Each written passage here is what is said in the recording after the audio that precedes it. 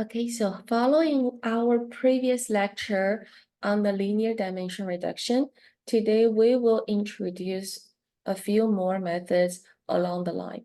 So maybe I should change the title here. I should put more here. NMF and ICA. Okay, so we were here on last Monday. So in the previous lectures, we covered PCA, we covered GLM, PCA, and the MDS. So we talk about for PCA, how to use the needle method, look at the elbow plot to choose the number of PCs.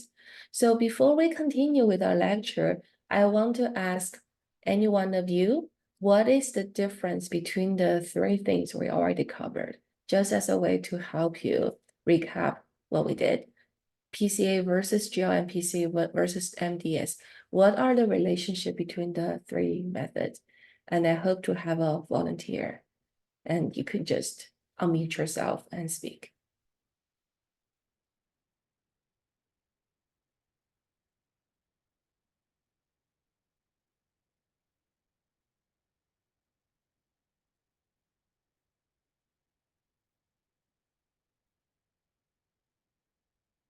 Okay, so since we don't have any volunteers, I'll give you the answer. So the difference between PCA and GLM PCA is whether we assume the data to be normally distributed to follow normal distribution. Because PCA works on decomposing the covariance matrix of features. And we have a cell by gene matrix for our single cell RNA-seq data. So the features are genes. And what we try to do is to use eigen decomposition on the gene-gene covariance matrix so we can make it low rank. So we can probably say use 220 to 50 PCs to explain the original 2000 genes. We work on that covariance matrix decomposition for PCA.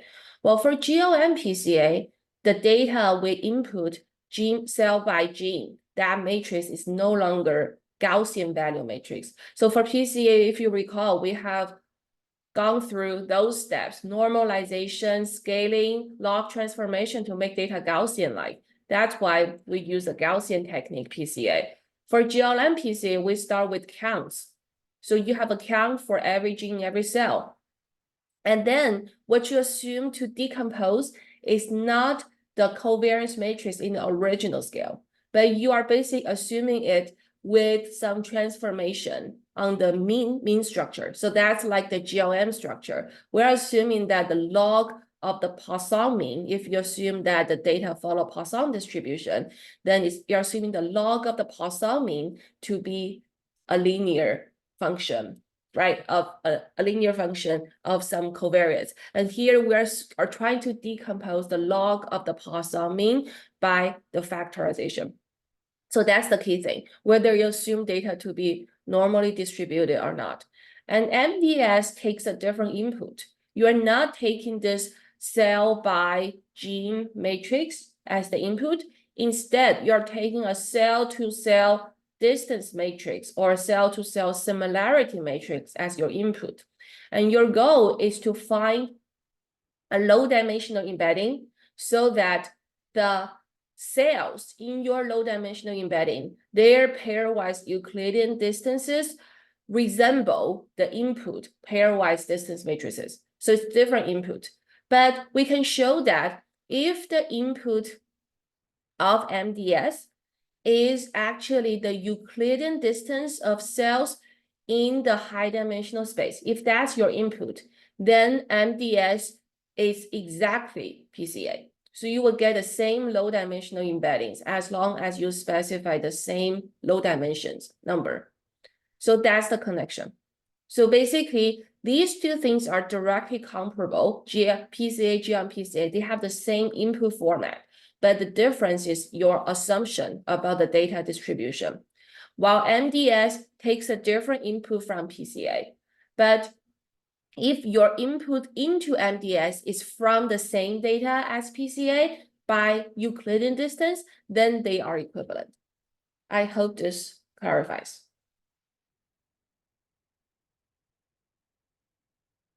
Okay, so are there any questions before we continue?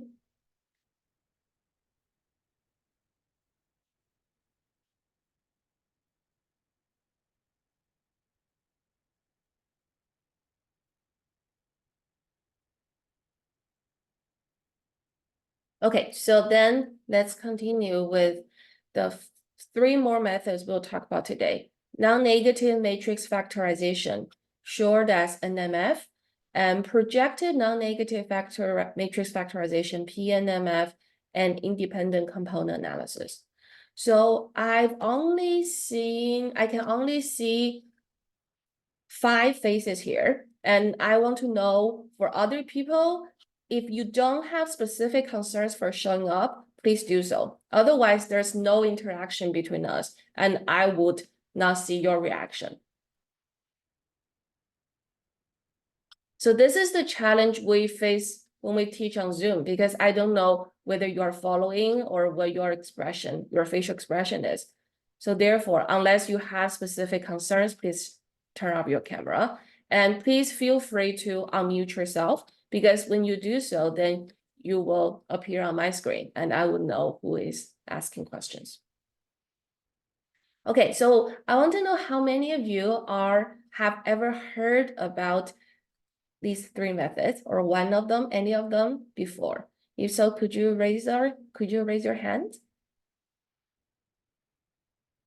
Okay. Yeah, I've seen several hands here. Great. Okay, so maybe I can also invite a volunteer to share your previous impression on the methods or method you have heard of.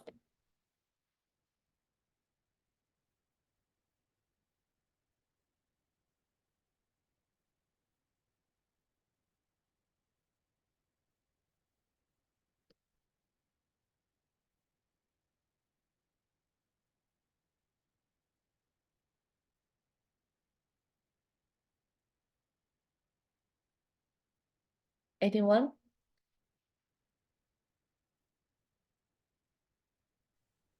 Can you hear me? Yes. I've heard of non-negative matrix, so like the NMF method. Yeah. I've never used it personally, but like the way I understood it is that like you have like some like non-negative matrix, and then you create like two. I don't remember if it's like random or like base, but like you create two like other non-negative matrices, and then you just update them like until they're able to converge. Mm-hmm. That's what I that's about like the depth I know about that. Thank you. And what do you see as the purpose of doing this? Why do you want to do this? Uh, I mean, I know it's used for dimensionality reduction. Mm-hmm. So like, I know it's able to like represent like higher dimensional things. Um, I've seen it used more in like image processing. So like, you can like separate, I think like both of them, and like you can separate the components separately with like the having the different matrices so that you can do different reduction and capture different features of like images. Mm-hmm. So thank you. Yeah, that's a great answer. I want to just follow up and ask, do you know or do other people know when we will use this NMF versus PCA as opposed to PCA? They're both for linear dimension reduction. Okay, so then that's the thing we will talk about. So we will try to tell you the differences among those methods and when we should use one, not the other. Thank you for the answer.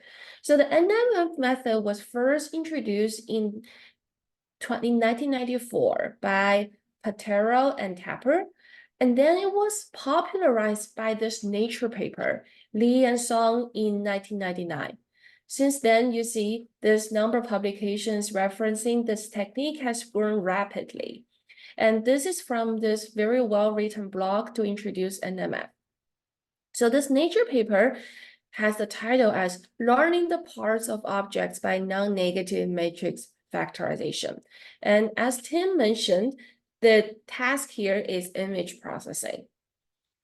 So what does it do?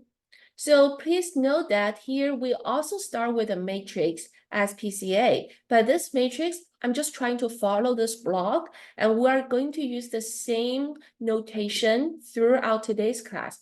But pay attention to the rows and columns, because here this matrix is written as P by N.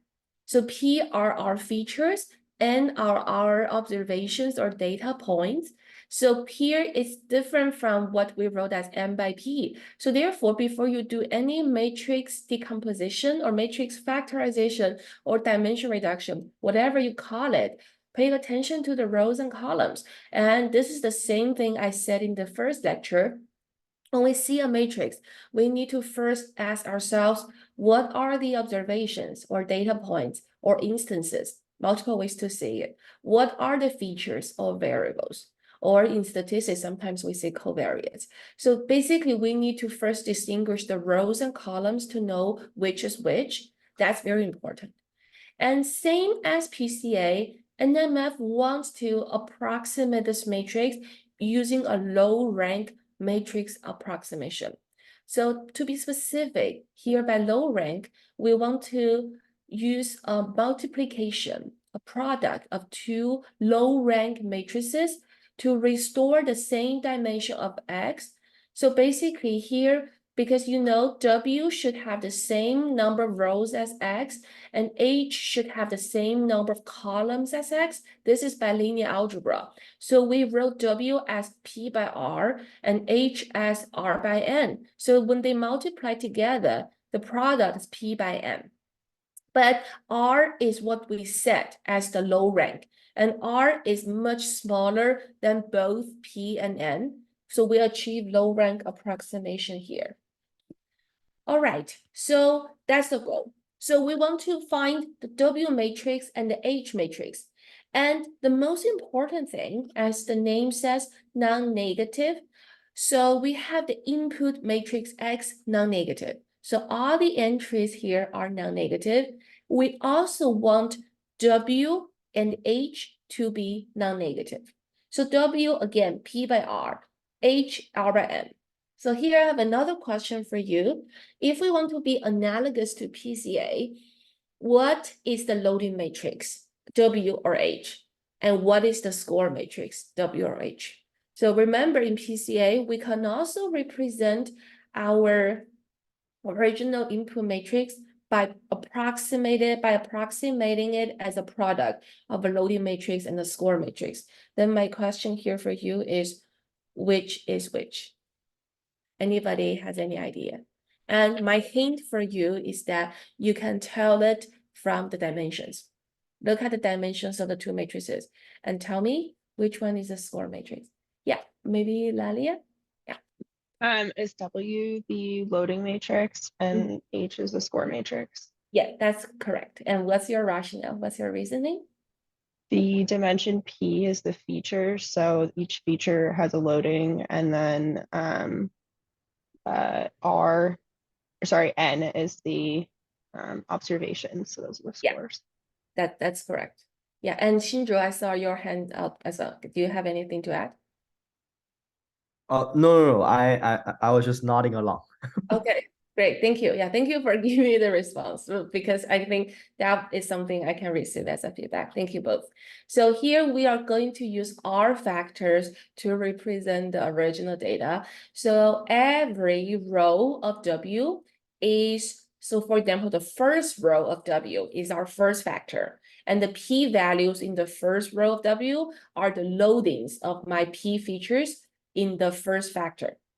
Similarly, the first, sorry, I said it wrong. First column of W is the P loadings of my P features to my first factor. And the first row of H is the N observation scores, N scores in the first factor. Okay. Yeah, so that's the hint. The loading matrix records the contributions of the P original features to the R meta features. So every factor is actually a meta feature. And later we will see other ways people use to describe this factor. So I think one thing to help you understand or connect these techniques is that we need to know that each term can be said in different ways. Or I should say each mathematical notation can be described by multiple terms. People may use different language depending on their field or depending on the historical context, but I hope you will be able to find the connections if you understand the math. So that's the loading matrix W, and the score matrix records the scores of the N observations in the R meta features. Okay, and this is the math. So X is W times H, and the reconstructed data, we call that X tilde. So once we have the W and H by solving some objective function, then we multiply the end result, we get X tilde. It has the same dimensions as X, but it has only rank R. R is much smaller than both P and N. So this is from this block, the hand drawing. So when we do the matrix multiplication, right, you know the math, is that we multiply the first row and of W and the first column of H element wise, add them up, then we get this first entry of X tilde. So what it actually do is, you see, we're taking the R loadings of the first feature. This is the first features, R loadings in the R factors. We multiply them to my first observation. The first column is my first observations R scores in the R factors. So basically we multiply feature one's contribution to factor one and observation one's score in factor one. We do that for each factor, multiply them, and then we add up sum over the factors. That's how we restore observation one's value in feature one. So that's how we get the first entry of X tilde. So it's a reconstruction of first dimension of first data point through combination of basis elements. So you see the author here refer to the factors as basis elements. So we have R basis elements and we have N data points represented in the R basis elements. So basically in H, every column is one observation. In W, every row is one feature. Okay, and they are both non-negative. So we have X non-negative as the input. We enforce W and H to be both non-negative. And you see, we don't have this non-negative constraint in PCA. And the consequence of having this non-negativity is that we would get a sparser loading matrix. That's the result. By sparser, we mean that if you look at every row in W, every feature's loadings in each basis, we would actually have more zeros than what we have for PCA. And for PCA, you may have positive loadings and negative loadings as we have seen before, and these loadings may cancel each other. So for example, for PC1, the first factor, I may have some features with positive loadings and other features with negative loadings, then their contributions to this PC1 can counteract or cancel each other out. But here, every feature is only allowed to give either a zero loading, zero contribution, or a positive loading. So you see that in this case, we would force, intuitively, you will see that we will force more features loadings to be zero because their loadings cannot cancel each other out. So non-negativity will give rise to sparsity, which this is a mathematical fact and is a very thing useful in practice. Okay, and now let's use this example from the Nature paper 1999 to help you understand why it has stimulated wide interest after its publication. So here we will, for image processing, we will try to represent N images using this X matrix. So we will basically take one image, we will vectorize it by row or by column. So what we'll aim to do is that, so if it's previously how to say, 19 by 19 pixel image, right? But what we aim to do is that we will vectorize it as a 19 square, 19 multiplied by 19 length vector. So then in this vector, every pixel has one value because it's a grayscale image. So every pixel has one intensity value. We will stretch this image as a vector, and we call that length of the vector as p. So let the rows of x represent the p pixels, and the n columns each represent one image. So if we have 2,429 images, then n is equal to this number, 2429, and p is equal to 19 squared. Okay, and our goal is to produce two matrices, W and H. The columns of W can be interpreted as images, basis images, because every column, W is P by R, so every column is P dimensions. So we're going to have a basis image whose dimension is also P pixels. And H tells us how to sum up the basis images to reconstruct an approximation for an original image. Okay, so basically, this is how we get the W. But one thing which I will let you understand, I think this is not as obvious, so obvious to first timers. If you see this for the first time, it's not as obvious because what's being plotted here is not the matrix W. It's not a linear algebra. It's a representation. So that's why I hope you can understand what we are plotting here. And the challenge here is that for linear algebra, we represent every image by a p-dimensional vector. But in this cartoon, we are representing every image and every basis or every factor as a 2 by 2 dimensional image instead of vector. That is the part we need to connect. I think if you don't look closely, at first glance, you wonder, how does the linear algebra work? But to give you the answer, here, what's presented here is not a linear algebra. It's the interpretation. So what we're plotting here is that we are plotting 19 by 19 for the image. So the image is now represented by a vector as in linear algebra, but we're still plotting an image, 19 by 19. We restore the 2D image. And every basis or every factor, it should be p-dimensional vector, but we are also reorganizing it as a 19 by 19 image.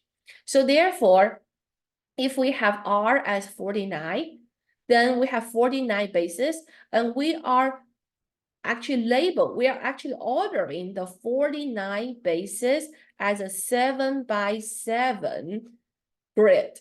So every cell here, every small image here is one basis, one factor. It actually has the loadings of what? It has the loadings of these pixels in this basis. So basically, this first basis is showing that, okay, the contributions are mostly coming from the nose. Okay, and this basis is showing that the contribution is coming mostly from the pixels around the eyes. And this one shows that it's mostly from like the mouth. So you're having these parts indicating the contributions of pixels to each basis. And that's the W.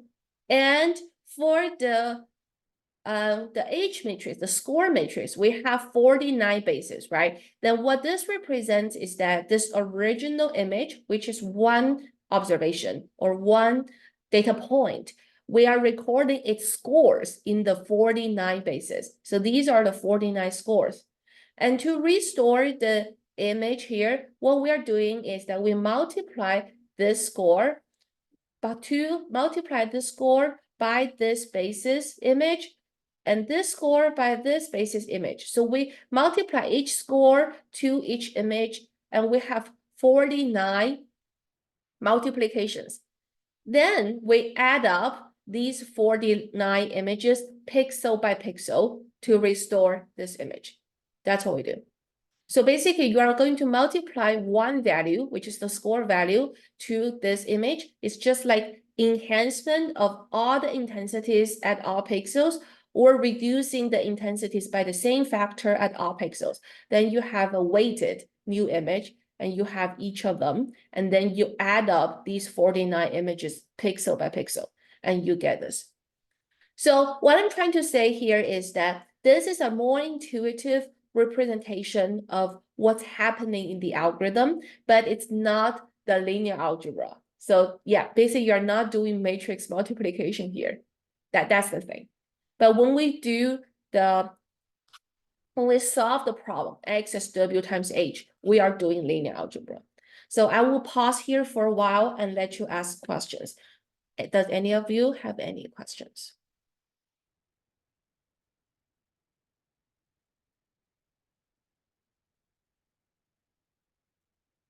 Okay, so the most important or attractive part for this application in this Nature paper is that we see the loadings have very good interpretation. You can connect the loadings to the parts in the image, to the original features. And this is something we cannot achieve with PCA. Okay, so here are some points to show you as a summary of NMF versus PCA. So the differences include the following aspects: the natural components or the meta features. So here you see people refer to components, right? Components are the bases, are the factors, are the meta features. So PCA finds orthogonal components that maximize the variance in the data. These components can be both positive and negative. NMF decomposes the data matrix into two non-negative matrices representing parts-based representations. We have seen that, the different parts of the face.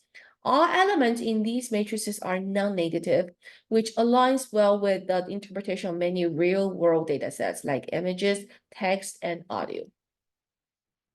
So this is my summary. So NMF loses the order of factors, here called components, by variance preservation, because for PCA, we know that PC1 preserves the most variance, PC2 preserves the most of the remaining variance. So we have the natural ordering of variance, but we don't have this for NMF.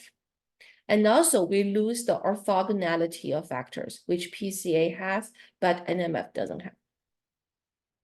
Okay, so you see that here we cannot say, okay, this first factor preserves the most variance, then second factor. So we don't have this natural order. And also we don't have the factors orthogonal. Clearly you see, let me just give you one example, like this factor and this factor, they are very similar, right? So they're clearly not orthogonal to each other. By orthogonality, I mean that if I multiply this basis or this loading vector inner product with this loading vector, I should get an inner product of 0, but I don't have that here. They're very similar. Okay, the second is interpretability. So PCA creates components that are often difficult to interpret since they are linear combinations of all features, including both positive and negative contributions, we call loadings. So you will see that for PCA, one original feature can have large loadings in many factors. Yeah, so it's hard to say what dominates PC1 because you will have many non-zero loading, some positive, some negative. Of course, you can use the large loading values, the one with very large positive values or very negative values for interpretation, but they're not so obvious because you don't have the sparsity. You just have many features contributing. For NMF produces components that are easier to interpret as they directly represent parts of the data. For example, in image analysis, NMF can decompose images into meaningful parts like edges, textures, and shapes. And that's what we saw for the Nature paper. So what I say is that by having non-negativity, we gain interpretability due to the non-negativity. So these are the parts we see for the faces. And also, connected to non-negativity, we have the sparse representation, which is why it's interpretable. PCA components are not inherently sparse, meaning they typically involve all features to some extent.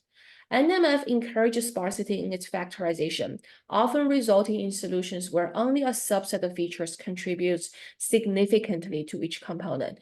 This can lead to more compact and interpretable representations. Yeah, gain sparsity due to non-negativity. That's what you have. So for the white pixels, they are zero loadings. So we don't have contributions of those pixels, only some positive contributions for a small proportion of pixels. Applications. So PCA is widely used for dimensionality reduction, noise reduction, feature extraction, and data visualization. So in single cell data analysis, we use PCA for dimension reduction and noise reduction. We hope that by preserving just 20 to 50 PCs, we preserve the signals in the data, and what we throw away are the not so important noise. NMF is particularly useful for tasks where the data has inherent non-negativity, such as text mining, image analysis, and audio signal processing. It's often applied in scenarios where the parts-based representation of data is desired. Yeah, so it depending on our desired goal. And later, I think at the end of today's lecture, I will give you an example where we will apply PCA, NMF, and the ICE method we'll introduce later. Algorithms. PCA is typically computed using eigenvalue decomposition on the X transpose X or the covariance matrix, or singular value decomposition on X. In contrast, NMF is often computed using iterative optimization algorithms like multiplicative updates or alternating least squares. So computationally, NMF is more intensive because it doesn't have a closed form solution. It doesn't even have a unique solution. So that's something we'll talk about here, the challenges with NMF. So mathematically, we're trying to find W and H by minimizing this difference between X and the product. We have the constraint that both W and H are non-negative. So we've called this difference of matrices the Frobenius norm. So it's the most commonly used norm to measure differences of two matrices. Basically, you're taking this difference matrix and you square each element. You take the sum of squares, and then you take the square root. That's the Frobenius norm. It should here, they'll know that the Frobenius norm show here assumes Gaussian noise, and other norms may be used in practice depending on the distribution. So this is similar to like PCA also minimizes the Frobenius norm versus GLM-PCA has a different objective function. That's the similar story here. So if for NMF, you don't want to assume that data are Gaussian, then you can change this norm to other types of differences, such as the very commonly used the KL divergence, right? Other things. So you can change the loss function. But that's just like a generalization of NMF, just like how we can generalize PCA to GLM-PCA. And there are many issues when using NMF in practice. In particular, NMF is NP hard. This is a computer science challenge. Unfortunately, as opposed to the unconstrained problem, which is PCA, right? There's no constraint on being non-negative, which can be solved efficiently using the SVD. NMF is NP hard in general. So it's harder to solve. Fortunately, there are heuristic approximations which have been proven to work well in many applications. Another issue with NMF is that there is not guaranteed to be a single unique decomposition, maybe no unique solution. In general, there might be many schemes for defining sets of basis elements, the factors. For example, in text mining, you would end up with different topics and classifications. So here, every topic is just a combination of words, because like in image analysis, every factor is a combination of pixels. So topic is a combination of words. And then we can use the topics to classify documents. In practice, this issue is tackled using other priors on the factors W and H and adding proper regularization terms in the objective function. So we can, what this means is that we can force W to be something we desire out of many possible solutions for W. So for example, we could make W kind of orthogonal, more like orthogonal, or we could start with the PCA solution as the initialization for this optimization problem. So we can make the solution more like PCA because we start from there. Finally, it's hard to know how to choose the factorization rank, R. Some approaches include trial and error estimation using SVD based on the decay of singular values, right? So you can also try to order your factors and then see how much variance they can explain in total, like our PCA argument, and see where we stop. And insights from experts, how many factors, how many bases you want to find. So there's no single, consensus on how to choose the number, how to choose the factorization rank. That's the challenge for NMF as well. So you see, that's the nature of different methods. We gain something and we lose something, and there's no perfect method. So that's why when we choose a method for its merit, we should also bear in mind that there are some cons associated with method. Okay, so almost all NMF algorithms use a two-block coordinate descent scheme. So you can ignore the jargon if this is new to you, but what it means is that we alternatively optimize W or H in each iteration. So that is, given the current W, we find the H that makes this difference, this objective smaller. And then fixing the H with next iteration, we find a W to make it smaller. So we alternatingly minimize each other. So that's what's called a gradient descent. And by gradient descent, it's a commonly used algorithm. It's the one we use for almost, I would say, most of the machine learning algorithms, including deep learning. That is, we try to find the gradient.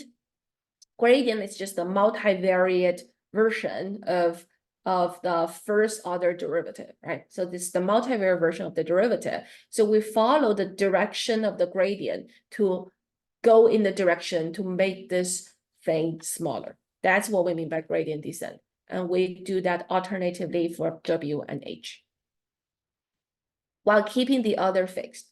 The reason is that the subproblem in one factor is convex. So convex optimization is something nice because we have a global minimum. So we can, if it's a global minimum, then gradient descent can let us reach the global minimum.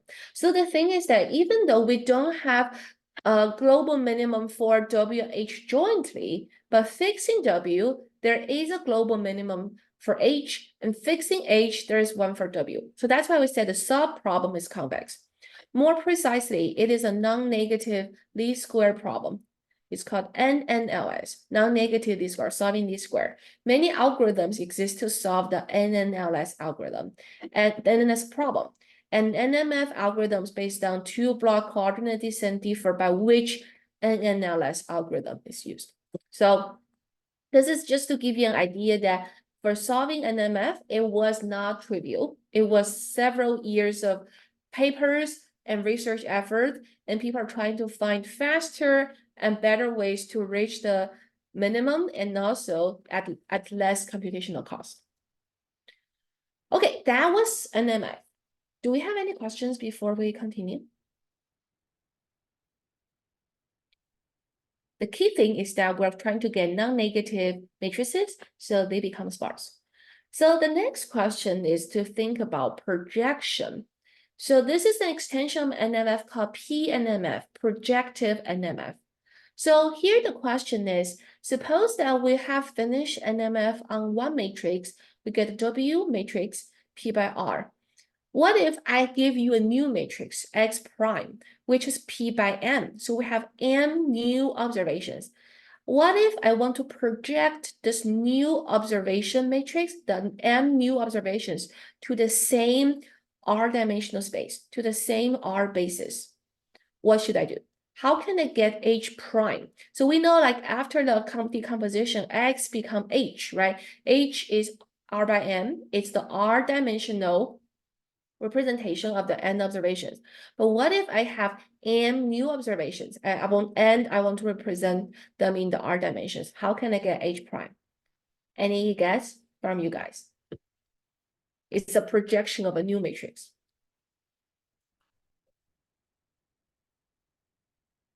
Okay, our guess is to multiply W transpose to X prime, because W transpose is R by P, X prime is P by M, then I can get an R by M. This is my guess, right? This is how I can get an H prime, which is R by M. But what does this imply? This implies that, we want X prime to be roughly W times H prime. This is what the factorization follows. Then if I input this H prime into this, then I will actually get X prime equals W transpose X prime. Okay, so I will need this. So I will need basically this W transpose to be approximately an identity matrix of P dimensions, because I'm having X prime on both ends of my equation. Although this is approximately, then this implies that this part is approximately identity matrix. However, we want to know that W transpose, because W is R rank, R smaller than P. So the product has rank less than P. So this is not possible to be equal, because the rank here is R, the rank here is P. But if we take the transpose of this to be W transpose W, then we can easily say, okay, this should be approximately identity with R dimensions, because this dimension is R by R. Okay. Sorry, it's actually unclear to me. What do you mean? Like, so in here, the M is a new notation. Do you mind illustrating this M a little bit? It's just N observations. New observations, just another data set. So if we use the single cell example, we have N cells, and we decompose the N cells P genes by NMF.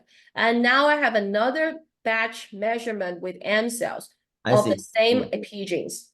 I want to project them to the same space. I see. So you want to project them onto the original, the trained coordinates of W. Yeah. Okay, sure. Yeah, I see. Yeah, thanks. So we're going to project a new matrix.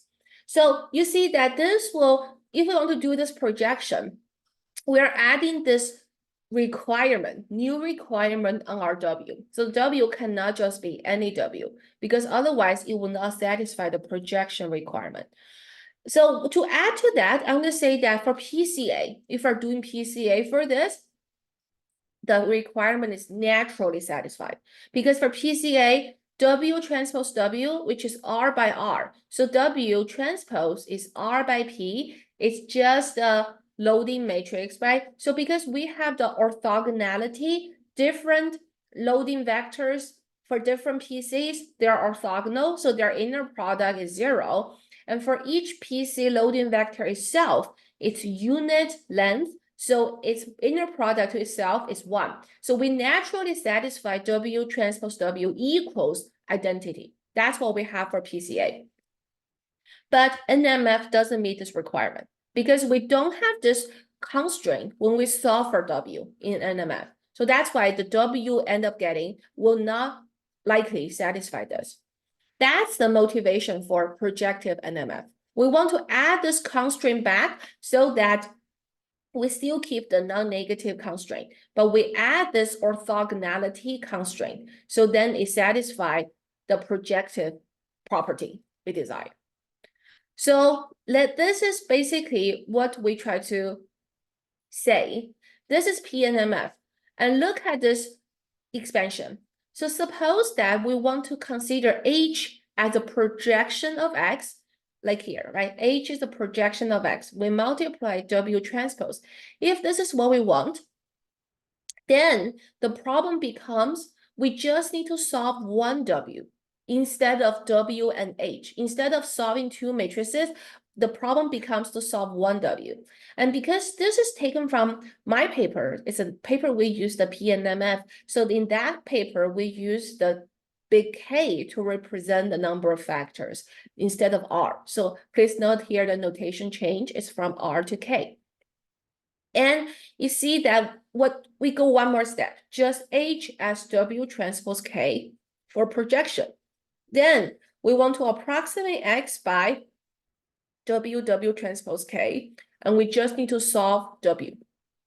So for PNMF, we constrain W to be non-negative. So all the elements of W should be non-negative. While for PCA, we don't have this non-negativity constraint, but we have the orthogonal constraint by nature. That's how we find the second PC to be orthogonal to the first PC, third PC to be orthogonal to the first two PC. So PC has this orthogonality constraint, while PNMF has this non-negativity constraint. But you see, otherwise it's the same loss. We have the same objective, X minus W transpose X. We hope that they are close to each other. And this K number of factors must be pre-specified. We need to know how many should be there. And this is also from my paper, which we compare the three different questions, PCA, NMF, PNMF. So you see that the key difference is that for NMF, we have W and H, they can be not related. While for PNMF, H is expressed as W transpose X, and this is the same as PCA. And the difference between PCA and the PNMF is the constraint on W. PCA specifically requires orthogonality of bases, while PNMF only requires non-negativity of the bases. So therefore, in terms of their properties, PNMF and NMF will give us non-negative W, and the now W loading matrix will be sparse. So the sparsity will be high for NMF and even higher for PNMF. This is what we'll observe. By adding this constraint, we'll have even more zeros in W. While for PCA, we have very low sparsity or almost no sparsity. For mutual exclusiveness, that's about the orthogonality of W. What it means is that we hope that, okay, the original features contributing to factor 1 are different from the features contributing to other factors, like factor 2, factor 3. We hope that every factor has a unique set of features contributing to the factor. That's what we hope. That's what we call the mutual exclusiveness, which is implied by orthogonality.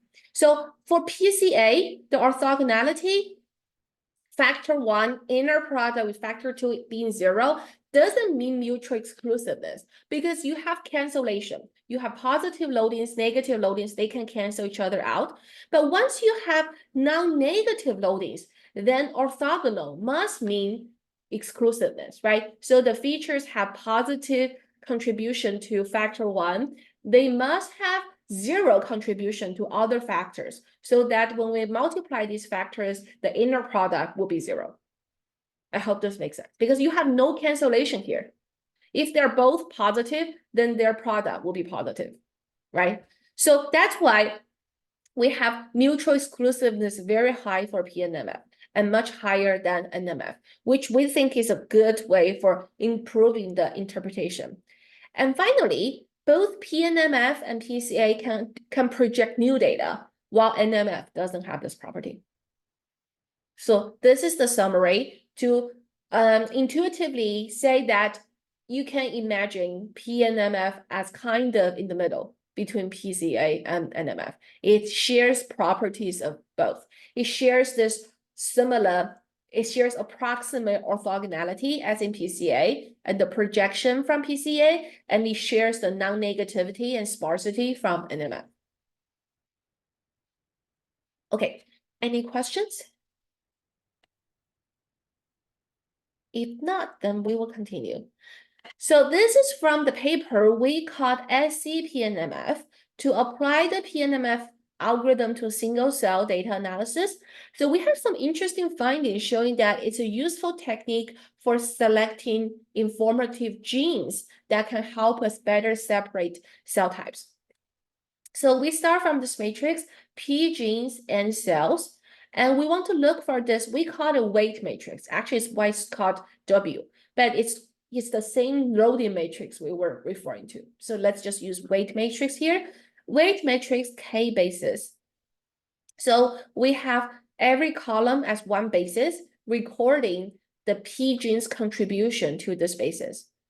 So first of all, we can get some filtering. So what I want to say is that after the PNMF, we have those basis selection, which is very important for the method to work well.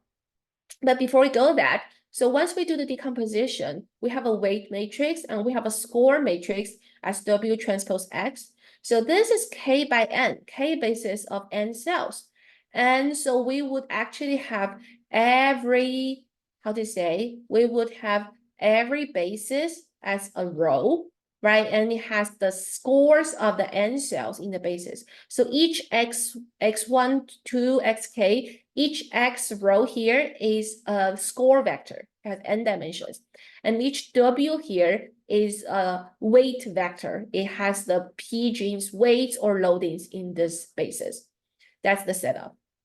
So we want to filter out the bases, so we only keep the informative ones and throw away the uninformative ones. So the first step is we look at the weights, the weight vectors, because every WI is the ith basis and it has the contributions of the P genes.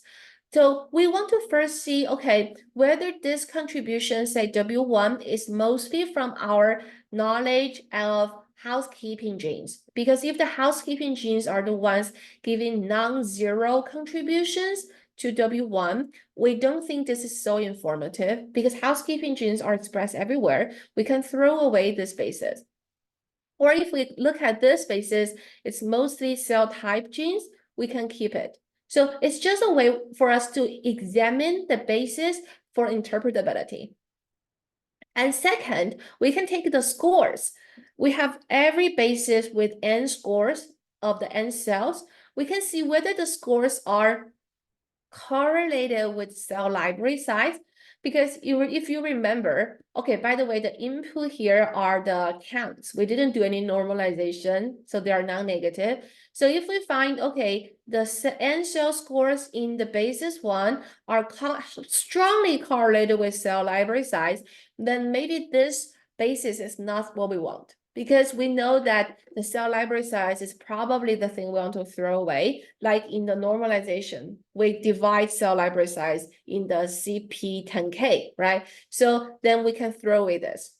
And this is by checking the cell library size. And finally, we can look at the N cell scores in each basis to see whether we see some kind of multimodal distribution like this, right? So here the N cells clearly have a two modes, have bimodal distribution, indicating that this basis may be able to separate cells into groups, while the first basis here have all cells scores as one mode, unimodal distribution. So there's no separation of cells. So then if we are interested in defining cell types from the score, then we would not like the first basis. It doesn't provide useful information, but this one provides useful information. So we add those to select the basis. Because you see, W has the columns as basis. So if we just denote the basis we select as K0 basis, then we are just taking the corresponding columns and we have a sub matrix of W. So we throw away some columns and keep the other columns, and we call this WS. So it's P genes K0 basis. And if we want to select genes based on this WS, that means, okay, which genes are the important genes? The approach we take in this paper is that for every gene, we look at its maximum in the rows, in every row. For every gene is one row. We look at the maximum value in every row. That indicates the gene's maximum contribution to any of the K0 bases. So we record that. Then we have W1 to WP. So one maximum weight for each gene. And this can tell us a way to select the genes. Because the idea is that if we have a gene that has a very large contribution to any of the K0 bases, we want to keep this gene. So with this, then we can because SAPNMF is a gene selection method, we can let users define a number you want to sequence.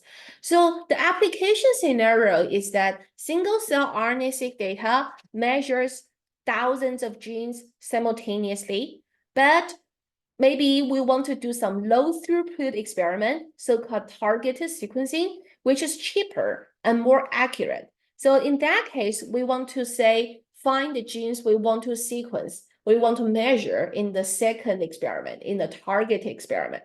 Then we want to know what genes are more informative to design a targeted gene panel for the target experiment.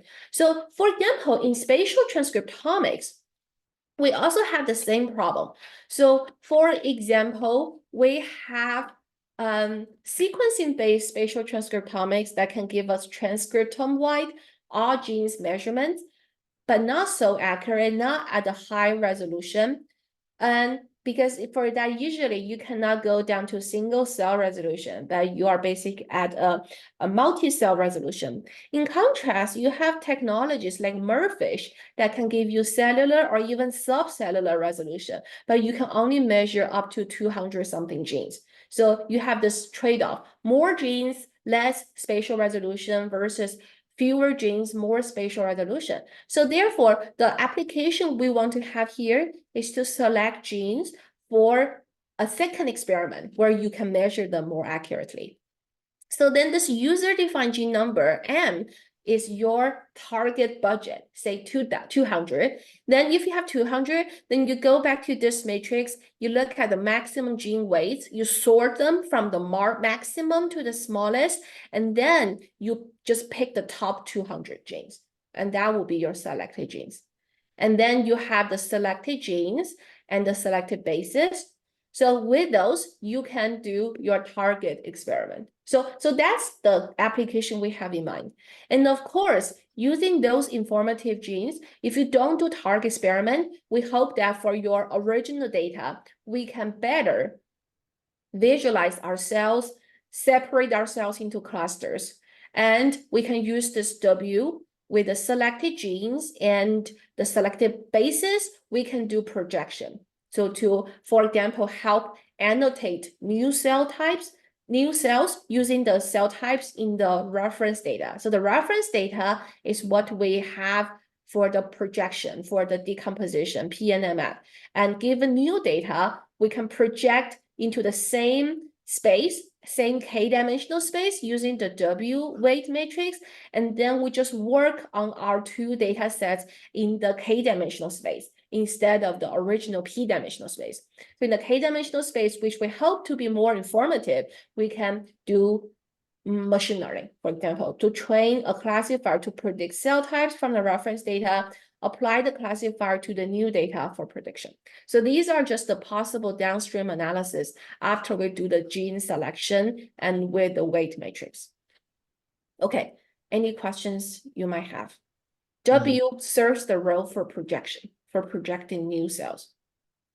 Yeah, can I ask a couple questions? Sure. So I think my first question is with respect to the algorithm behind the PNMF, and Yeah.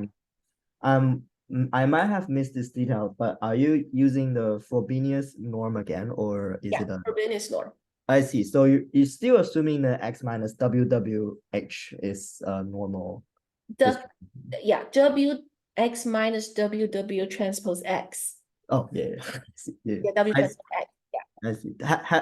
Have you looked at it empirically if that actually works for count space? That's a very good question. So in this work, we just use counts. We just use counts. Or I think we use counts. Or I think if you don't like counts, one way to do it is to do the log 1p transformation. So log 1p can keep zero still, so log count plus one basically can keep zero count as still zero, and it will shrink the larger counts to be not so large, but you can still keep a non-negative matrix to start with.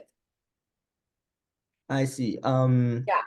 But if you actually plot the X minus W transpose X, is Yeah. it actually normal? That's a very good question. I have to admit that for this paper, we didn't check it. I see. I Yeah, see. but it's something, I agree with you. I think it's something worth checking, and we can check it. Yeah, it's something definitely checkable, because I think your question is regarding whether we want to change this loss function to something else, right? Yeah, exactly. Yeah. Yeah, that's a very good point. Yeah, because you can use other distance matrix. Yeah, that still preserve this property of projectableness. Yeah. That doesn't require this assumption. I think the assumption is actually somewhat okay, but yeah, I don't know. Yeah, definitely. I think so. Yeah. So that's why I think it's just like people either two strategies, right? Either make your data Gaussian-like, then you apply the L2 norm, Frobenius norm, or Gaussian-like technique, or you keep your original data structure but modify your loss function. Yeah, two strategies. Yeah, I think either one's fine. Yeah. My second question is that in when you apply the max gene weights to find the maximum genes that explains that basis, Yeah. I'm wondering if it is guaranteed that each of the genes are unique. Each of the genes are unique. You mean the gene only contributes to one basis, right? Exactly. Yeah. I would say theoretically, I don't think there's a guarantee. But Right? Yeah, that's what I think. Yeah. theoretically, there's no guarantee, but empirically, it's roughly the case. Because I think that property is actually guaranteed by PCA as long as your data is scaled, right? No, PCA doesn't guarantee mutual exclusiveness, because for PCA, you just have the orthogonality. Since you have both positive and negative, they can cancel each other out. So like a gene can have a positive weight in one factor, a negative weight in another factor. Yeah, so basically I can show you this. This is what we get from PNMF. We are showing 5 bases here. Every row is a gene. So you can see that it's largely exclusive, but for PCA, not the case. PCA, you have both positive and negative. So this is one gene, one row is one gene. You can see that its weights can be positive, negative in different bases. I see. Yeah. No, I think that's pretty good. I think that's all the only questions I have. Yeah, thank you. Yeah, these are very good questions. Yeah, so we're actually showing the weight matrix here. So that's why we're trying to say the NMF weight matrix is more interpretable, because each basis just have a small set of genes with non-zero contributions. And if we take those genes and run the gene set, the gene ontology goal enrichment analysis, and we actually have very good interpretation of the 5 bases. So this is what we have. So we can see that this is the enrichment pattern. So basis 1 is mostly enriched with housekeeping processes, and basis 2 more about immune responses, and basis 3 about proliferating tumorigenesis, basis 4 for cell cycling, and basis 5 for mitochondria. So we have very good interpretation for the basis. And this is something we cannot easily have for PCA, basically. Yeah. And this is about our basis selection. So let's say, oh, actually, Shinjo, maybe I should come back. Maybe we used log counts instead of counts. Yeah, we used the log counts to make the data more like Gaussian-like. Yeah.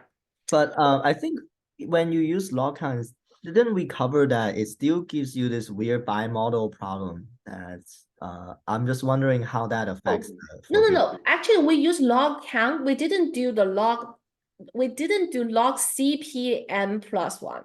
We just okay. count plus 1. So actually, that's a very good point. That GLM PCS figure showing that you create this bimodal arbitrary pattern from the unimodal count distribution. I think the biggest factor there is the CPM, is that you normalize everything to 1 million. Yeah. It's the library normalizing. Yeah. Where you literally just take the log of the count, right? Yeah, exactly. Log of the count plus 1, just to avoid the log 0 thing. Yeah. But is that normal? I'm not sure. Is that thing normal? When you log the account, isn't normal? I think theoretically not at all, because normal should have negative values, right? We're having non-negative values. It's just more like bell shape, I would say. Yeah. Yeah. Does that influence the Frobenius normalize not the Frobenius normal? You know what? So the thing is that I can show you, maybe I can talk about that next time. There was a benchmark study from a third-party group, which benchmarked GLM PCA against PCA. Interestingly, but maybe the benchmark is only for certain aspect because it's not our study. But interestingly, in that paper, PCA outperformed GLM PCA on their real data sets. But on the other hand, in the GLM PCA paper, it outperformed PCA. So we see this contradictory result.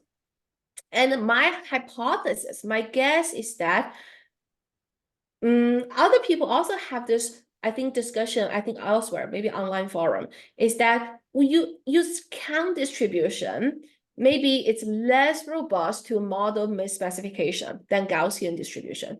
So what if like the GLMPC is Poisson, but your data is over dispersed, like negative binomial? So in this case, using Poisson for negative binomial counts is a model misspecification, and that's a model violation. And similarly, if the data is not really Gaussian, you use a Gaussian model, you have model misspecification. But which one is more robust? Empirically, I think Gaussian-based approach is more robust, even though Gaussian is not perfectly Gaussian. If the data is not perfect Gaussian. So I think this is like a big open question, honestly, like which approach is more desirable when your data doesn't satisfy the model assumption? Because I think all these arguments, or I mean, from a statistical point of view, existing statistical studies, they all talk about the scenarios when the model holds, then the method is better. But in real scenarios, I think more often we have the model misspecified. Yeah, they never hold. Yeah. So I think that's a big open question, and it has been a largely unexplored area in method development. I mean, I guess the reason why I'm asking is because, okay, correct me if I'm wrong. The way I look at this is that technically in Frobenius norm, you're requiring the residual space of X minus the WH, or in your case, the WW transpose X. Yeah. Be normally distributed. And it's not exactly to say that the X itself is normally distributed. That's a very good point. That's a very good point. It's a noise. You're assuming the residual or the noise. Exactly. So I think it also depends on the distribution of WH as well as the WW transpose X in your case. So which is why I ask if you look at the residual space, if it's normal or not. And I think that's different from saying that X is required to be normal. Yeah, that's a very good point. But on the other hand, if we think about linear model or least square, the least square solution was proposed much earlier than we assume the linear model, the error term to be Gaussian. So that kind of line, okay, assuming the error term to be Gaussian, we do maximum likelihood estimation to estimate the coefficient, and we found that the maximum likelihood estimate solution is equivalent to least square. That came much later than the least square. Then the least square solution was proposed. And when people propose the least square, there's no Gaussian assumption involved. It's just like we solve this problem as an optimization problem. There's no probabilistic interpretation behind it. But adding this Gaussian assumption later, we provide this maximum likelihood estimation interpretation for the least square solution, which is more desirable. But I'm just saying that if you just want to say, okay, this is the problem I want to solve, even though the residuals are not Gaussian, I can still solve it. But it's just like I need some justification why it's a reasonable loss function. Yeah, which is why I say I think it's fine. Yeah. So basically, I think when you want to solve this, essentially you want to minimize the differences, and you believe that the differences can be negative and positive, and they should be centered at zero. That's what you want. I think I would say centering at zero is more important than the Gaussian shape. Yeah, I agree. Yeah. Yeah, because that's inherent when you say you want to minimize with respect to W. So which essentially is saying that you believe that that distance should be minimized to 0.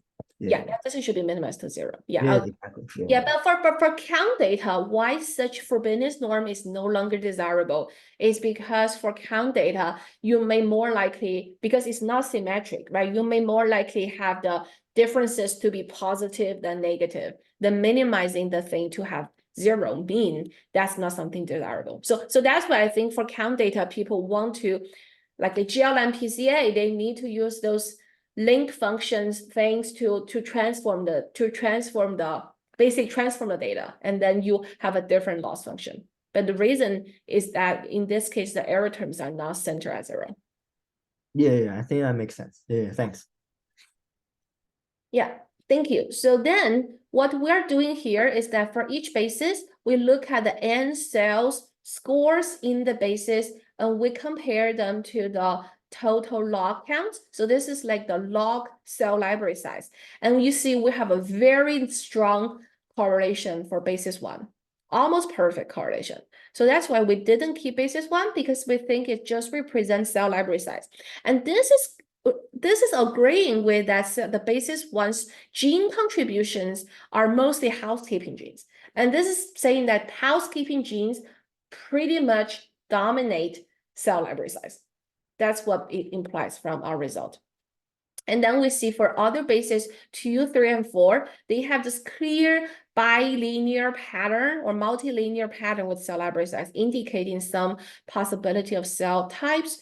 And if we look at the n cell scores in each basis, basis 1 is unimodal, basis 2 has a very clear bimodal pattern, and basis 3, basis 4, basis 5. So basically, if we want to keep the basis using our multimodality criterion, we will keep basis 2, 3, and 5 because they have this bimodal pattern. While basis 4 is unimodal, if you look at here, it's about cell cycling, which happens in all cells. Every cell is in some stage of cell cycles.